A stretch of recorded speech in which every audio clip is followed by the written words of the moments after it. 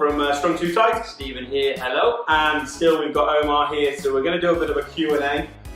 Even Omar might have some questions to ask of us, you never know. So Steve, you can start the ball rolling. Okay, who is your inspiration in tennis? Paul Espy, 100%. And growing up, I would say Andre Agassi. Okay. And I would say my game as well, my game style is a bit like never come to the net. Make the other guy move the whole time, you know. Unfortunately, the courts are a bit slower these days, so it doesn't work as much. But I think Andre Agassi growing up was my biggest Did you ever have anyone sort of closer to home?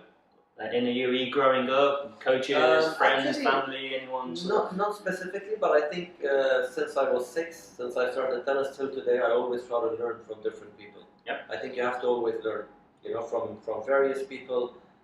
Everyone is knowledgeable in things that you're not, and I think you always, and it's good to have that character, you know. I always like to learn. I've learned a lot from Paul. I'm being honest here, you know. From you as well, you know. I mean, I like to have discussions with you guys. Oh, seriously, you can be honest, but you don't have to be polite. We talk tennis. No, I'm serious. You know, I like to learn, and these are one of the questions that. Okay, so I'm going to ask a question now. Let's just reverse it a bit. You know, I've been playing tennis in this country for 30 years, and I've lived here all my life, and I have a perspective of how tennis is in UAE. So I want to know what's your perspective of tennis in UAE. As a foreigner who grew up in England, you're familiar with the LTA and the British tours and the ratings there. And what do you think of tennis in UAE? Why can't we one day get to that level? I think one day we can. I think it's obviously UAE is still such a young country. Obviously, it takes time to put in the infrastructure, and you know, I very much say it's in a developmental country. I think there's a lot of fantastic facilities, but I think it's just trying. I think it needs to realise it's a developmental country. Yeah. I think speaking to some people in and around tennis, they maybe think it's a little bit ahead of that, and that we maybe can produce a player all the way to the end. I think in time we can. Obviously, as you know, things are happening, things are being put in place. Like I say, they take time. There's always difficulties, but it's heading in the right direction. But there needs to be a bit of realism that actually there is a developmental country, and if maybe you have bigger aspirations, you might need to get to 13 and 14 and maybe look to move somebody else. But I mean, I will put the UK in that. I think the UK is a developmental country. I think if you actually have serious aspirations, once you get to those critical ages, like 13 or 14, you have to look elsewhere. And where are the countries that are producing a lot of players where the system is in place? I think, just following on from that, I think we're now at a stage with tennis in general where it would be very rare to assume that any player stayed in one country throughout the whole of their development. So, with that in mind, everyone needs to move on. It's just the nature of the beast. My thoughts on this would be that the pyramid is upside down here, sadly. Going back to something Steve said is that that it needs to be addressed that the foundation level, the development level, is just not there. It's still not there. You're obviously involved in coaching as well, and because of the fact that that's not there, you're trying to build something where you haven't got any foundations, and to do that, it's going to take time. And I think sadly, too many people want instant results, and it's not going to come. It's something that is going to take. It's a legacy. It's a Davis Cup triumph. It's building on that. I've said it with Omar as well. I believe that the governing body should utilise his experience to such an extent and use him as an ambassador. Oh. He's in the world record books, for goodness sake. I mean, this is one of the greatest Davis Cup players of all time. Yeah, end of. It doesn't matter whether or not it's at this level, it doesn't matter. He is a Davis Cup legend, and he's from the UAE. So let's use that as a platform and let's build from that. And I'm sorry that I put you in that category and put you up here.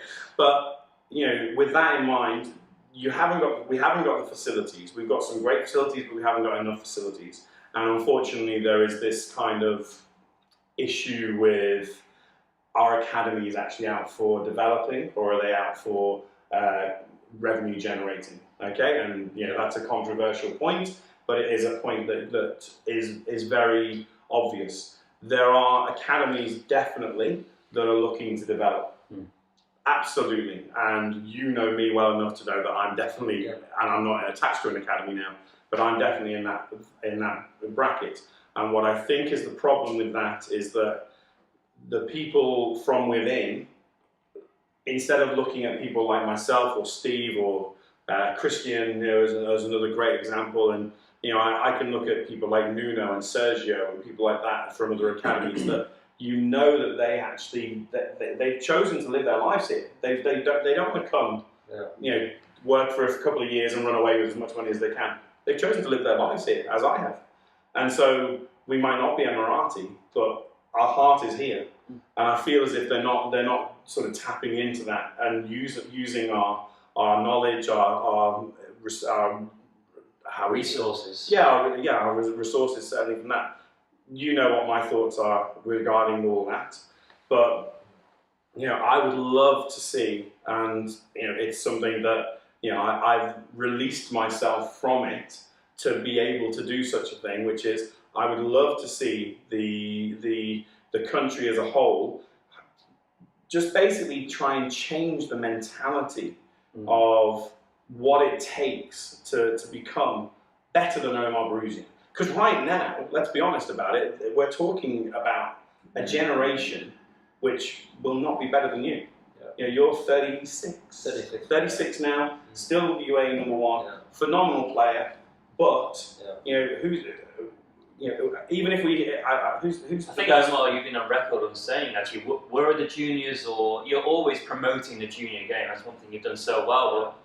I mean, it's not something that doesn't bother me, as well, because I mean, you guys are right in my opinion about we can't look at the world stage yet, but even in terms of ITFs, and how does it make sense that in the year 2000, I was ranked 112 in the world ITF. In 2000, and I think it was 8, Hamid, who's our number 2 player, he was ranked 260.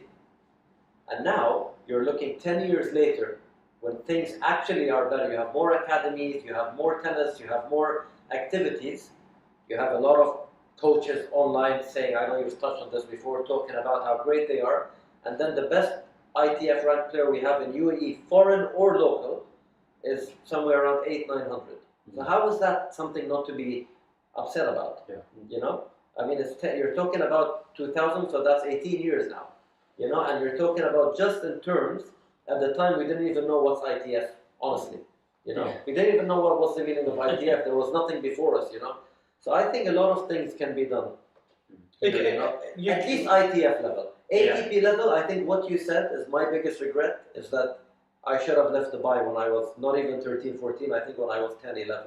But after 13, 14, I think, but in order to become a good player in ITF, I'm talking top 100, then you need to be developed well as well. But I think you've also got to look at the fact, and these are 2 players that I'm going to mention that are actually before even my time here, and they've gone on to a world stage, which is Alexander Poporan.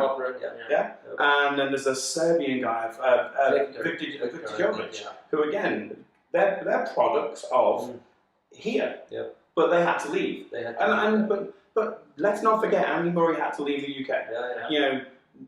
You could argue about the French and say that maybe they should have got out because maybe something is missing in their program. Because Gael Monfils should have won a slam, Gasquet should have won a slam. These guys were the best juniors in the world. That they didn't become the best seniors in the world. So there are elements here that we've got to tap into. But I just think that we talk about ITFs. You're right. Let's forget about the ATP right now. We've got to talk about the ITFs. We have ITFs here. Right, where I'm sorry, but there are club level players playing in these ITF tournaments and winning matches. And they go back to the UK or they go to France, and I'm sorry, they wouldn't even win club matches. True. And it's so frustrating. You've gone to play British Tour events in the UK and been beaten comfortably. Now, it's just the nature of the beast that you have to just take a step back and just think, right, what can we do? Okay, let's go back And have we got a decent school program? Nope. You know, I was the first person to create a national schools program. Did I get any support? No. Did I have?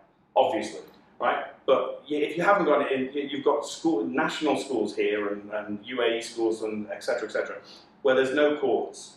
Well, I'm sorry, but in the UK, hardly any schools have got courts. Yeah. You know, you don't need a tennis court. You need to just go in there and you need to just get people interested. And that's something which I hope is what I'm going to be able to do over the next couple of years for sure. But this is a topic we could discuss for days, weeks. So thanks for starting us off on that one. It was Omar who asked the question. Oh yeah, you did. Yeah, for a change. Yeah. Hang on. What's It going shows on that with we talk a lot. He always brings it back to himself. Oh, Selfish, aren't you? right now. Okay, what are some of your favourite matches? Either personally or watching on Watching, TV? I would say my Live. favorite two. Yeah, I'd rather not talk about my matches. So that's a bit secret. But Well, on the centre court. But, yeah, for me, the two matchups which I always love watching: Agassi Sampras, different styles. Friends, but not really friends. A lot of rivalry going on. And then obviously Nadal and Federer. I mean, I don't have to add anything more. Djokovic, Nadal as well, but not as much. I think Federer and Nadal in this generation is the matchup that you want to watch. Completely different styles, and I think those two matchups, I would say. What's your thought? I have quite a radical thought on this, and I've spoken about this with Pat Catch. I believe that Federer and Nadal have taken the game to such a level that it's not going to get better. Tennis is not going to get better than this for a long, long time. And it's kind of like the only comparison I can think of off the top of my head is it's like when Bob Beamon broke the Doesn't know who that is. the long jump I don't know record. who that is. He broke the long jump record in I think 1968 or something like that, and then it didn't get broken for 30 odd years or something, and he broke it by about a meter. And then if you remember, Carl Lewis and Mike Powell broke it in the same night, competing against each other. But it was obviously a moment where it's like a Concorde moment as well, where it's way ahead of its time. And the technology hasn't been able to match up with it. I can't see tennis being better than it's been under Nadal and Federer. Thoughts? I'd agree. I honestly can't see. The reason why is I think Federer is the most naturally talented and gifted. I'm not taking away anything from him. He's mentally tough. He's physically much better than people think he is. But in terms of natural talent, I think he is by far the most gifted tennis player ever. And Nadal, on the other hand, the contrast is that physically, this guy is on a different level.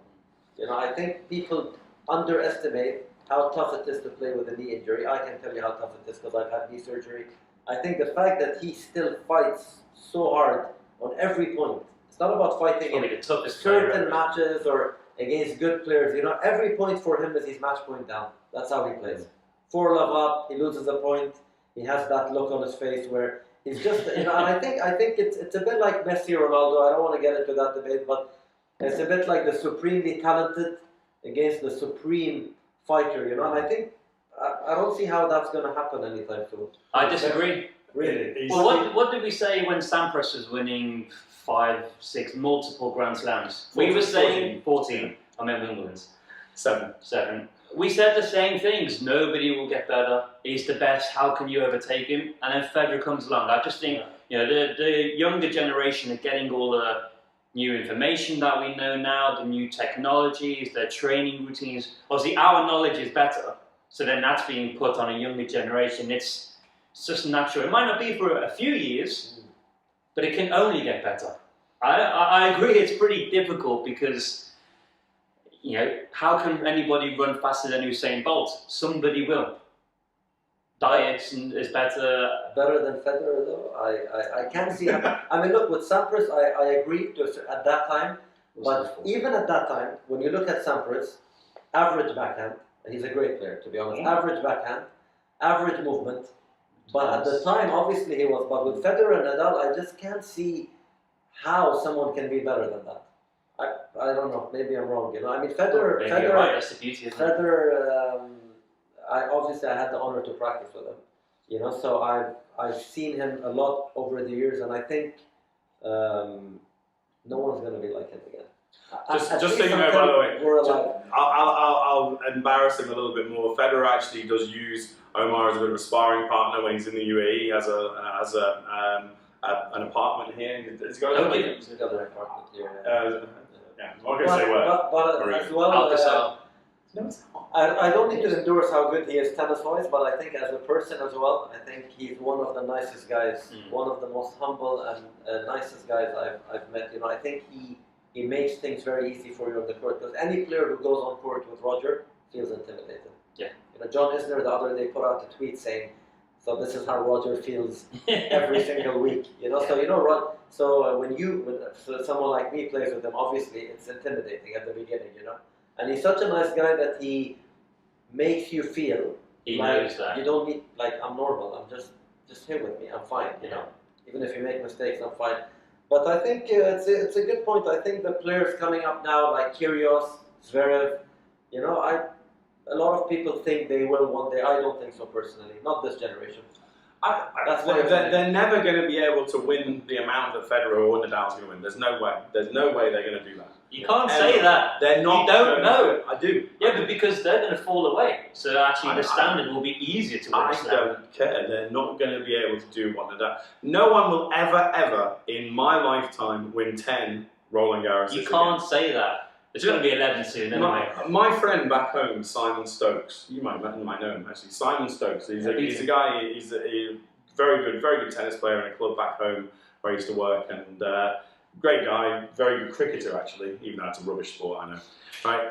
I remember he came to me and he said after Nadal won his first Roland Garros, 17 years old, he said to me, if you go to bookies and you can get something along the lines of 100 to 1 on Nadal winning 10 Roland Garroses. And I remember saying, don't be so stupid. Do not be so, no one can win 10 Roland Garroses. Okay, so it will happen. Somebody will come along. I think it's a good debate, because I was hearing the same in football on a panel the other day. People talking about how in their lifetime, like we're saying now, they're never going to see Ronaldo and Messi again.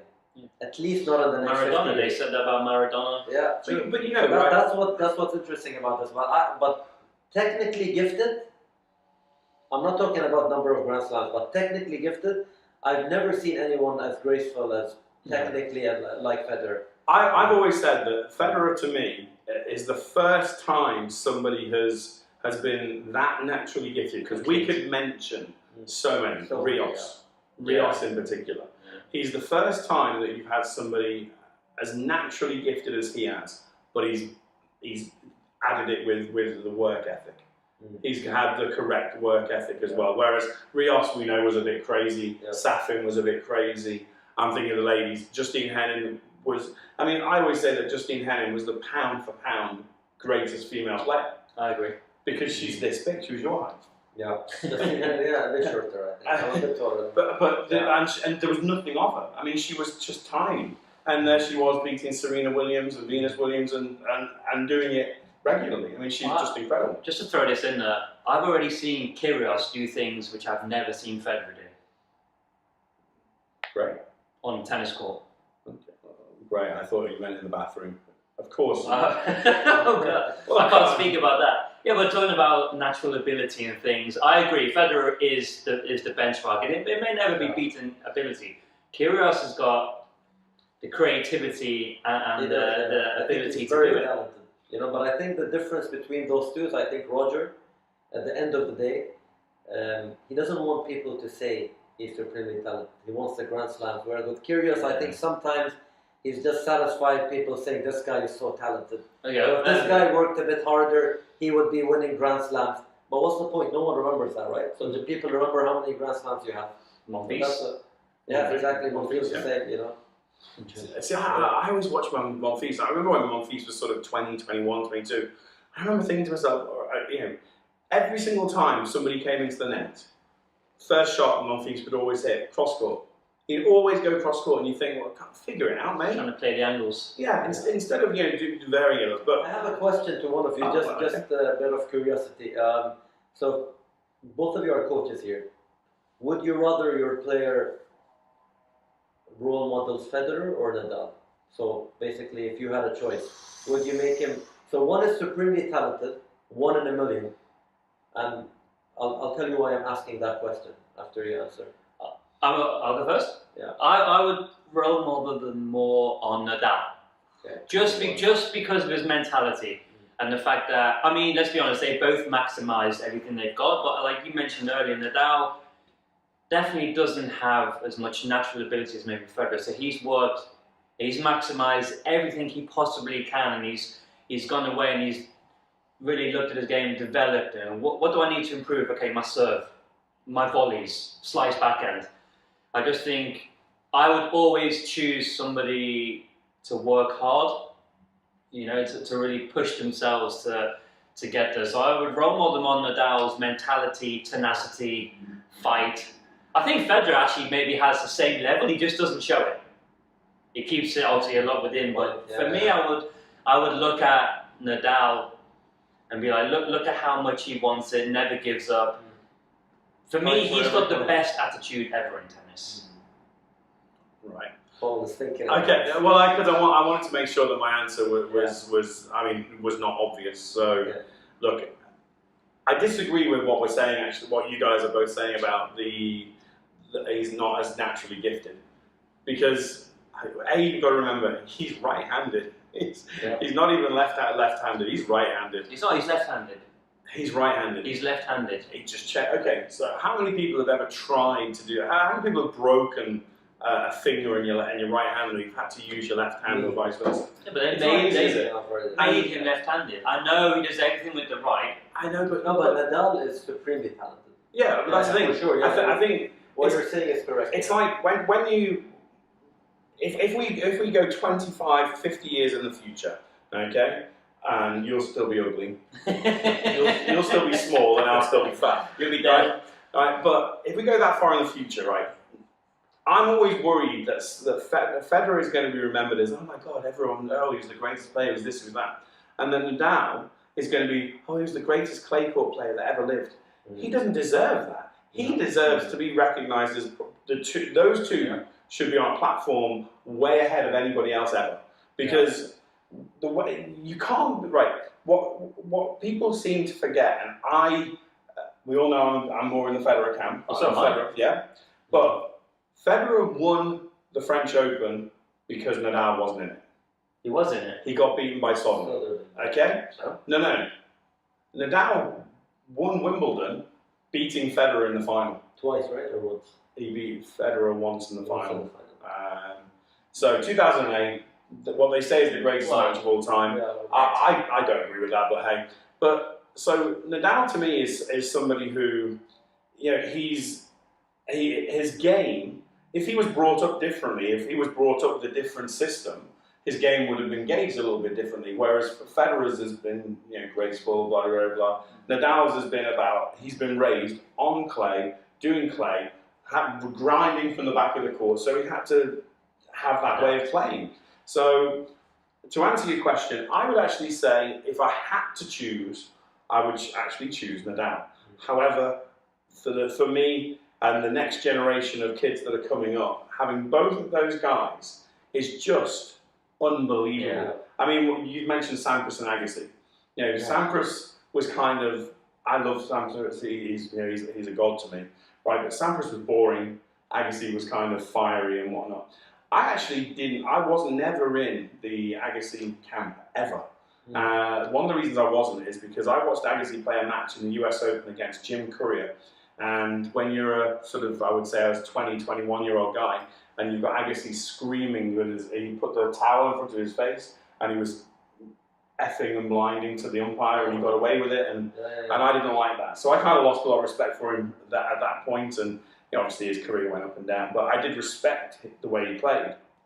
I was more of a Courier guy. I liked Courier because he was, you could see the amount of hard work that he put into it. He wasn't very naturally gifted, I suppose you could say. His technique. The craziest forehand ever. So you've got those kind of two, and you think they're great. But right now, I mean, you could even put Djokovic in there.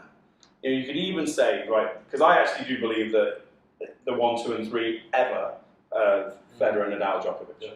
I'd put Djokovic in there because 2011, the big year. I don't think tennis has ever. Well, we said that. He reached the Yeah. highest level, But he couldn't maintain it, so he had to get up there to do that.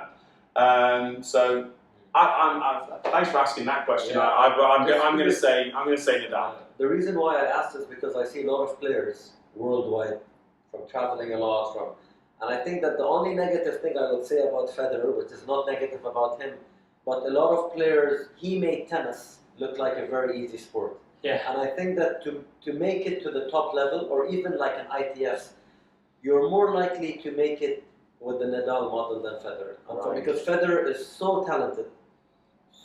He makes it look so easy, and I see a lot of players thinking more of their technique and their style, and they don't realize how good Federer's movement is, how difficult it is. You were mentioning about the Australian Open against Nadal, when he was taking the ball so 2 early. meters inside. How difficult is that? Yeah. People who don't play tennis, they don't realize, but when the ball is spinning so much, to have the footwork and adjustment to take the ball that early, but it's underrated with Federer. The same way Nadal is underrated with his talent, like you mentioned, I think Federer is very underrated with his footwork. Well, the one, and we're running out of So time on this one, Omar, so I'm just going to throw this one in. In 2008, if you remember, Federer was always using that sort of angled slice to the Nadal forehand, the short slice to try and bring him away. And Nadal just turned that shot into a winner. It wasn't even an approach. He just managed to develop that shot into a forehand of this low off the ground winner, which is just unreal. But look, we can ask so many more questions. I'm gonna say let's not, because we might have to lose Omar. He's a busy guy. So thanks so much again for coming. You are welcome anytime. Yeah, I'm sure everybody will appreciate, obviously, the work you've done in the UAE. Thank you. And long may it continue. And the work you guys are doing as well. Very good too. We tried. If anything, the reason why we set this up was we wanted to try and get sort of people talking about tennis here and doing more. I mean, more. You mentioned off air that we were talking about football and how that everything is so engaged towards football. This is what we want to try and do here. Yeah. I've got one question just before. You have to do this very quick because you're very, very embarrassed about this, but you shouldn't be. Yeah. You've played so many matches in the Dubai Duty Free Tennis Championships. Which one was your favourite match that you played during the Dubai Duty Free Tennis Championships in all the years that you played? In terms of the match itself or the experience? The experience, because I think I know. Tim Henman on center court. Yeah, 5,000 people, night match. My first time playing, my second time playing Dubai Open, but first time on the stadium.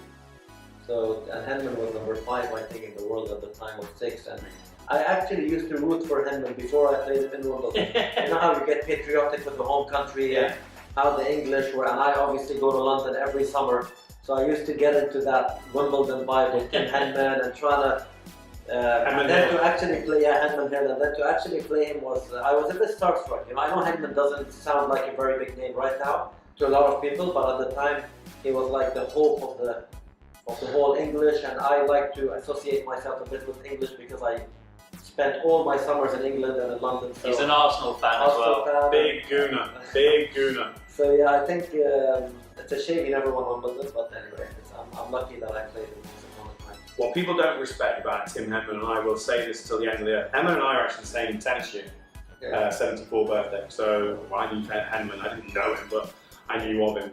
And what people will never realise is that Andy Murray and this current generation, it's because of Henman. Yeah. It's because of the success, it's because of the amount of attention that Henman brought to Wimbledon in particular. I mean, yes, he never got there.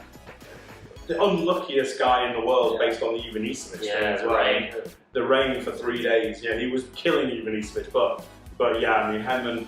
I knew you'd say Henman, but I mean, I watched the Chad and Ellie match. The Swiss number 3 at the time, wasn't it? Yeah. And that was on court 1. That was an incredible fight for you. You almost had that second set. I'll never forget that match. That was awesome. But yeah, thank you very much, and thanks for coming. Thanks for having me. And yeah, anytime. Now you have to dance for the credits. Yeah, we always do a bit of singing and whatnot. Where's the stick? And you need the. That's not happening. Tennis players are a bit boring, so. I've seen you at the players' party. Yeah, that was different. Hang on, one quite quick one. Who's your favourite female player? We've not even mentioned that. Everyone would know that answer. Serena, for sure. Actually, one last thing I would like to say with Serena as well.